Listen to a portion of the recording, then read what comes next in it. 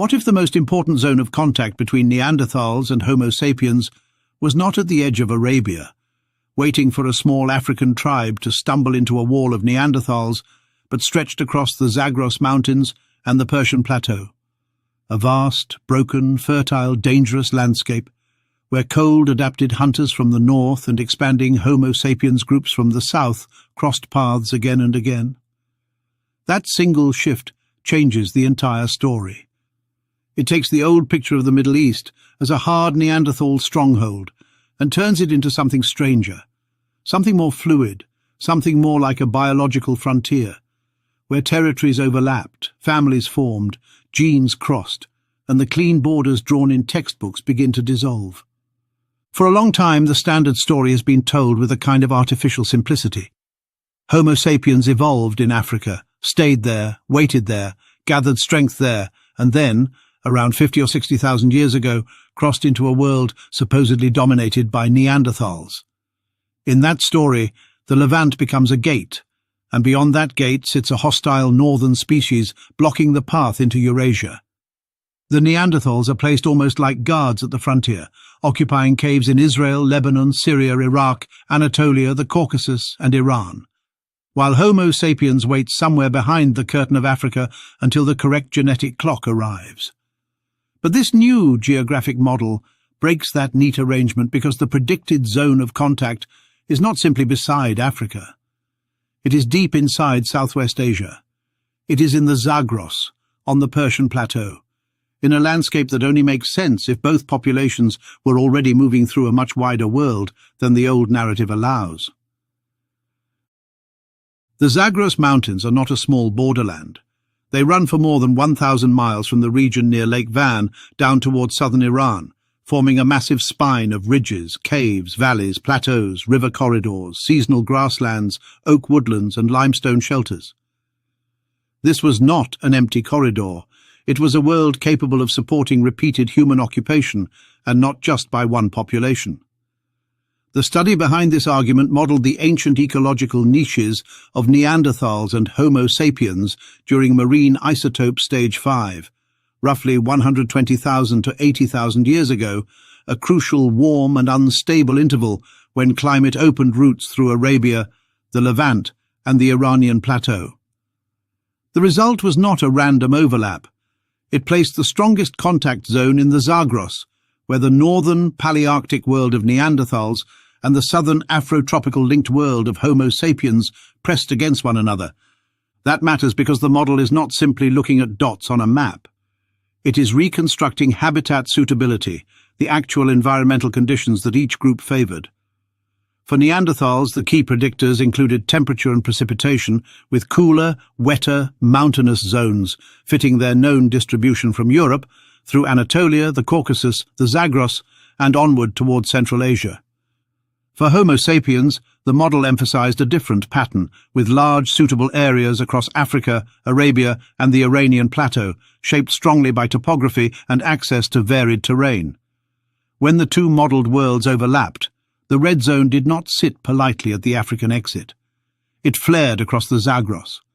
It appeared where the highland arc of western Iran created exactly the kind of mixed ecological boundary that could bring two expanding populations into repeated contact. This is where the old map begins to fail. If Homo sapiens had truly been bottled inside Africa until one late expansion, and if the entire Middle East had been a Neanderthal wall, then the major interbreeding zone should sit nearer the first crossing point from Africa. It should sit in the Sinai, the southern Levant, northern Arabia, or along the immediate threshold into Eurasia. Instead, the modelled contact zone sits much farther east, in a region that demands movement through Arabia, through the Persian Gulf corridor, through the Iranian plateau, or through a combination of routes that cannot be explained by a tiny late exit alone. The Zagros contact zone implies range expansion, not a single border crossing. It implies that Homo sapiens populations had already reached deep into Southwest Asia during marine isotope stage 5, and that Neanderthals were not simply blocking them, but sharing overlapping terrain with them. This is not a minor geographic adjustment, it changes the meaning of the Levant itself. Sites like Mislia, Skul and Kafze already show that Homo sapiens was outside Africa long before the classic 50,000-year story. Mislia pushes a Homo sapiens presence in the Levant back toward roughly 177,000 to 194,000 years ago. School and Kafsa place Homo sapiens in the region around 120,000 to 90,000 years ago. Arabia has also yielded strong evidence of Middle Pleistocene and Late Pleistocene movement, including the Al-Wusta finger bone at around 85,000 years ago, along with stone tool horizons scattered across former lake basins and humid corridors. The old escape story treats these earlier populations as failures, dead ends, or archaeological inconveniences. But if the Zagros becomes a contact zone during the same broad interval, then those earlier populations stop looking like failed pioneers and start looking like part of a much larger Southwest Asian presence. The Persian Plateau becomes the crucial missing stage. It is not Africa, and it is not Europe. It is a hinge between worlds. To the west lie the Levant, Anatolia, and the Mediterranean Rim. To the north lie the Caucasus and the Caspian Corridor. To the east lies Central Asia and the routes towards South Asia.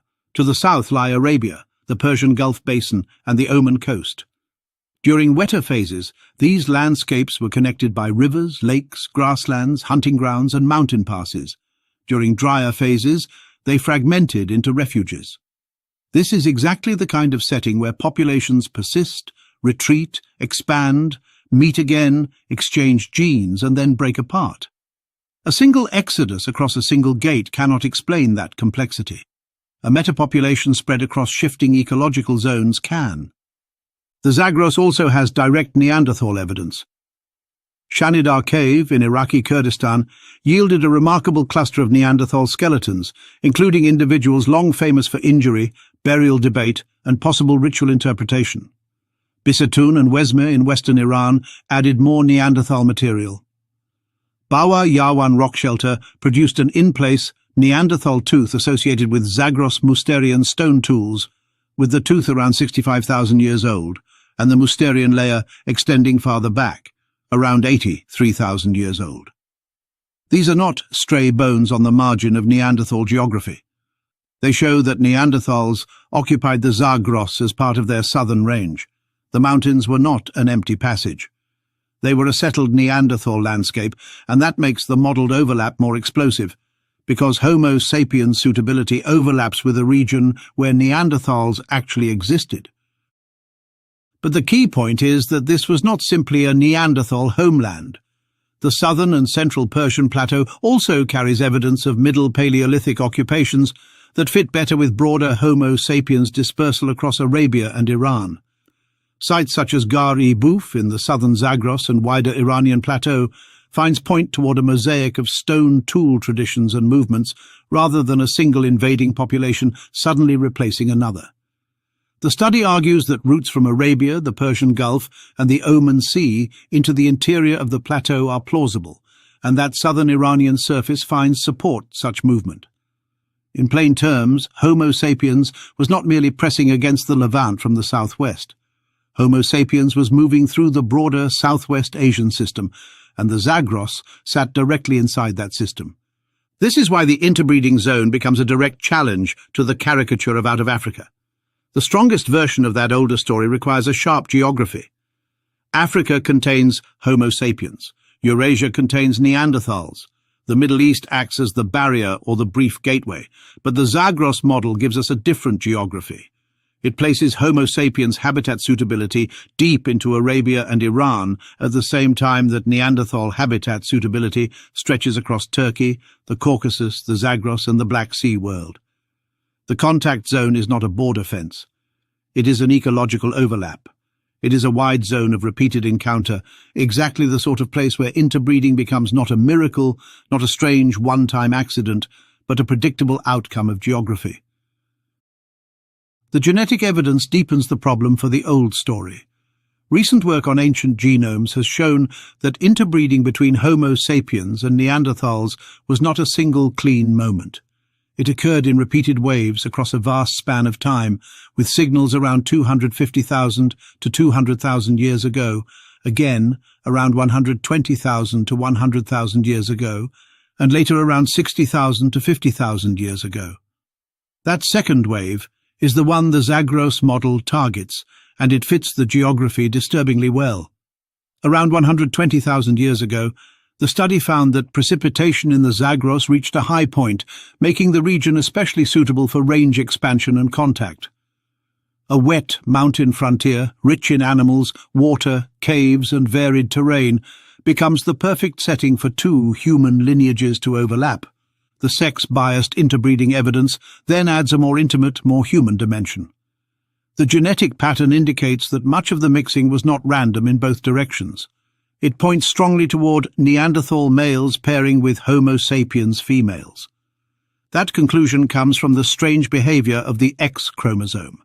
Modern human genomes carry reduced Neanderthal ancestry on the X chromosome, while sequenced Neanderthals show an excess of Homo sapiens ancestry on their X chromosomes. Since males inherit their X chromosome from their mother, this pattern fits a scenario in which Homo sapiens women entered Neanderthal-linked family networks or produced children with Neanderthal men, often enough to leave a detectable signal. This is not an abstract population graph anymore. It is a story of bodies, households, camps, kinship, and frontier intimacy. Placed against the Zagros model, that finding becomes even more provocative. If the key contact zone lay in the Persian Plateau and Zagros highlands, then the pairings were not simply happening at the African exit. They were happening far inside the Eurasian contact belt, among Neanderthal populations that were already regionally structured, partly isolated, and likely different from the better-known European Neanderthals. The phrase Zagros Neanderthal becomes important here because it names a frontier population, not a museum stereotype. These Neanderthals were not the classic Western European cavemen of France and Spain. They were highland and plateau people connected to the Caucasus, Anatolia, Central Asia, and the Iranian mountain arcs. They occupied the southern edge of the Neanderthal range, where their world touched Homo sapiens expansion routes. The interbreeding Neanderthals that contributed ancestry to later Homo sapiens were not perfect matches for the sequenced European Neanderthals, often treated as the standard comparison. Genomic models repeatedly suggest that the Neanderthal source population behind much of the ancestry in modern people was not identical to Vindhya, not identical to Altai, and not reducible to one late European group. It came from a ghost population, a branch that is not directly sampled in the same way, a Neanderthal population sitting somewhere between known genomes or outside them. Southwest Asia, the Caucasus, the Iranian Plateau, and the greater Zagros contact belt are exactly the kinds of places where such a ghost population belongs. The geography fits the genetics better than the old Levantine wall ever did. This also explains why the Neanderthal stronghold idea has always been too rigid. The Levant was not purely Neanderthal. It was occupied at different times by Homo sapiens and Neanderthals, and some fossils from the region blur the old categories rather than sharpening them. Tabun, Amud, and Kabara sit in the same broad theatre as School and Kafse, but the regional pattern is not one population permanently excluding the other. It is alternation, overlap and replacement at local scales, set within a larger ecological mosaic. During wetter intervals, Homo sapiens moved north and east. During colder or drier intervals, Neanderthal groups expanded or reoccupied parts of the Levant. The Levant was not a locked gate. It was a fluctuating contact zone within a wider system, and the Zagros was the deeper frontier where that system extended. The model's logic is powerful because it does not require speculation about one lucky encounter. It begins with habitat. Neanderthals favoured a northern and mountainous ecological world, especially cooler and wetter zones. Homo sapiens showed strong suitability across Africa, Arabia, and the Iranian Plateau, with a remarkable ability to track varied terrain and exploit complex landscapes. The Zagros combined both signals. It had the mountain structure attractive to Neanderthals, while also connecting southern dispersal routes from Arabia and the Persian Gulf to the interior plateau. This is exactly why the overlap appears there. The two populations were not drawn together by chance. They were drawn together by ecology. The phrase corridor is often too soft for what the Zagros represented. It was not merely a path people walked through, it was a refuge, a barrier, a hunting territory, a climate buffer, and a genetic contact zone all at once. Mountain corridors behave differently from open plains. They channel movement into valleys and passes. They create repeated contact at water sources and cave systems. They preserve populations through harsh intervals. They also allow neighboring groups to remain distinct while still meeting at predictable points. This is the perfect architecture for repeated interbreeding without total merger. Neanderthal groups could persist in highland pockets. Homo sapiens groups could expand along lower and southern routes, and the two could meet where seasonal movement, game herds and water brought them together. That is why the finding of male Neanderthal and Homo sapiens female pairings carries such narrative force. It suggests not only that the lineages crossed, but that their social encounters had direction. These were not equal averages smeared across a continent. They were patterned interactions, with Neanderthal men and Homo sapiens women forming unions often enough that the X chromosome still carries the scar of that social reality. In a frontier zone like the Zagros, this pattern makes sense. Small bands meeting along highland corridors would not behave like abstract breeding populations. They would raid, trade, exchange partners, absorb outsiders, lose members, split and reform. Women crossing between groups, whether through alliance, capture, voluntary partnership, or survival after group collapse, would create exactly the kind of sex-biased genetic signal now being discussed. This makes the older replacement story feel increasingly artificial. It asks us to imagine clean species boundaries in a world where the genetic evidence shows repeated contact. It asks us to imagine a late African expansion entering a Neanderthal world only once, even though Homo sapiens fossils were already in the Levant long before that. It asks us to treat earlier Homo sapiens expansions as failures, even when their geographic range reaches Arabia and probably beyond. It asks us to accept that the whole Middle East was a Neanderthal fortress, while ecological models place a major interbreeding zone far beyond the supposed fortress gate. And it asks us to ignore the fact that modern human ancestry itself carries the fingerprints of populations that were already structured, mobile, and entangled before the classic Exodus date. The strongest rebuttal from defenders of the standard model is that the Zagros model identifies a potential interbreeding zone, not a direct skeleton of a mixed child from western Iran. That distinction is fair. A habitat model is not a genome. A red patch on a suitability map is not a burial. But the power of the study lies in convergence. The Zagros is already a Neanderthal region. The Persian Plateau is already emerging as a hub for early Homo sapiens dispersal. Arabia already shows Homo sapiens movement during humid phases. Genetic work already points to repeated interbreeding, including a major episode during marine isotope stage 5. The X chromosome evidence already points to sex-biased pairings. None of these strands alone rewrites the whole story. Together, they make the old map look dangerously incomplete. The idea of the Persian Plateau as a Homo sapiens hub is especially important. A hub is not a hallway. A hallway is something a population passes through once. A hub is a place where populations pause, expand, fragment, and rejoin. If Homo sapiens groups occupied the Persian Plateau after dispersing from Africa, then Southwest Asia was not merely the outside edge of an African homeland. It was a center of human history in its own right. From there, populations could move west toward the Levant and Anatolia, north toward the Caucasus, east toward Central Asia, and southeast toward South Asia. In that framework, the Zagros interbreeding zone is not an anomaly.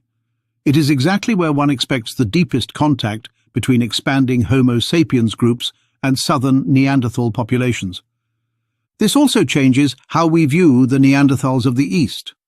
The classic Neanderthal image comes from Western Europe, but the eastern range was huge. Neanderthals reached the Caucasus, the Altai, Uzbekistan, Tajikistan, and Siberia. These populations were not identical copies of one another. They were structured by distance, climate, isolation, and repeated expansions. Some Eastern groups were deeply divergent from Western groups. Some carried different genetic histories, some were connected to Denisovan contact zones. A Zagros Neanderthal population sitting between the Levant, the Caucasus and Central Asia would have been part of this larger Eastern web. That is why a ghost Neanderthal source behind modern human ancestry is not surprising. It is exactly what one expects from a poorly sampled frontier. The deeper implication is that Homo sapiens was never a clean African package entering a Neanderthal world. Homo sapiens was already part of a wider Pleistocene network. Its populations expanded during humid windows, contracted during harsh intervals, and interacted with other human lineages across Eurasia. The Neanderthals were not outside the story, they were inside it. The Zagros contact zone is so important because it forces that point geographically. It places the contact not at the edge of the map, but at the center of the corridor system linking Africa, Arabia, Iran, the Caucasus, Central Asia and South Asia. Once that geography is accepted, the old cartoon of a bottled-up population bursting out of Africa into a Neanderthal continent loses much of its force. This is not a denial that Africa played a central role in the origin of Homo sapiens. Africa clearly did. The oldest widely accepted Homo sapiens fossils are African, and African population structure is ancient and deep. But the question is not whether Africa mattered. The question is whether the later history of Homo sapiens can be reduced to a single late exit from one isolated African source. The Zagros model says no. The genetics say no. The archaeology says no. The Levantine fossils say no. The Arabian evidence says no. The Persian Plateau says no. The story becomes one of repeated range expansions, refuges, contacts and mergers, not a single march from one continent into another. That is why the interbreeding zone has such destructive power against the simplest out-of-Africa narrative. It does not merely move a dot on a map, it exposes the flaw in the logic. If Homo sapiens was truly trapped behind a Neanderthal-controlled Middle East, then Homo sapiens should not be modelled across Arabia and the Iranian plateau during the critical interbreeding window. If the Middle East was a Neanderthal wall, then the Zagros should not appear as a shared ecological frontier. If Neanderthal ancestry entered Homo sapiens only after one late exit, then repeated gene flow across 200,000 years becomes difficult to explain. If the interbreeding population was a deeply divergent ghost Neanderthal group, then the source was not simply the familiar European Neanderthal world. The clean story fractures at every point. The most fascinating possibility is that the Zagros did not just witness contact, but helped create the people who later moved across Eurasia. A Homo sapiens group passing through a mountain frontier, absorbing ancestry from a southern Neanderthal population, gaining immune variants, metabolic adaptations, cold climate advantages, and perhaps behavioral knowledge of terrain, animals, shelters and seasonal movement, would not be the same population that entered the region. Interbreeding was not a footnote. It was part of adaptation. It helped shape the biology of later Eurasians. The people who expanded beyond Southwest Asia were already mixed, already altered, already carrying the genetic memory of encounters in places like the Zagros. This is where the male Neanderthal and Homo sapiens female pattern becomes almost haunting. Imagine the old mountain camps, not as symbols, but as real human worlds.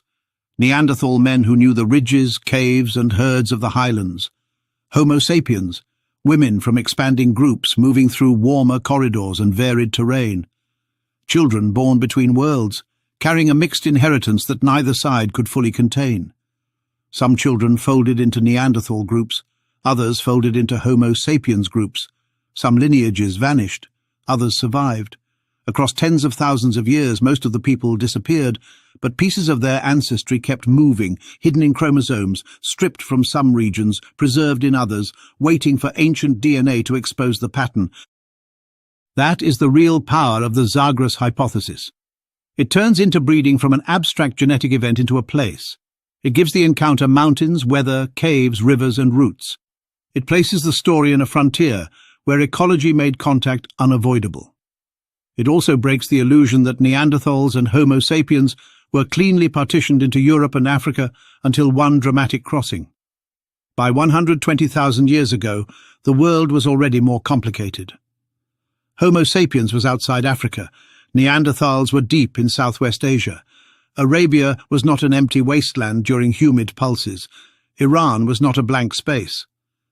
The Zagros was not a marginal range at the edge of history. It was one of the great contact zones of the human past. The question now is not whether the old story needs adjustment. It does. The question is how much of the old story survives once the map is redrawn. A small late exodus can still exist as one later demographic pulse, but it no longer carries the entire burden of explaining modern humanity outside Africa. The deeper pattern is older, broader, and messier. It includes earlier Homo sapiens expansions, vanished lineages, repeated interbreeding, ghost Neanderthals, sex-biased pairings and mountain refuges where populations overlapped long before the textbook date. The Zagros model does not simply add a new location. It reveals that the supposed edge of the story was actually one of its centers. And perhaps that is why this finding feels so disruptive. For decades, the map taught people to think in walls. Africa here, Neanderthals there, Homo sapiens crossing later, replacing everything beyond the gate. But the Zagros teaches a different lesson. Human evolution was not a clean border crossing. It was a braided frontier. It was a landscape of overlapping ranges, broken climates, mountain corridors, vanished families, and genetic echoes that still refused to fit the simple diagram. Somewhere in those ridges, between the Palearctic north and the southern routes from Arabia and the Persian Gulf, the old categories begin to fail. The Neanderthal stronghold becomes an interbreeding zone. The out-of-Africa gate becomes a wider Eurasian network, and the people who later carried the future across the world were not untouched migrants stepping into a foreign land, but descendants of contact, born from a frontier that the old story placed too far to the west, too late in time, and far too simply. Thank you for watching, and please like, share, comment and subscribe since you made it to the end of the video.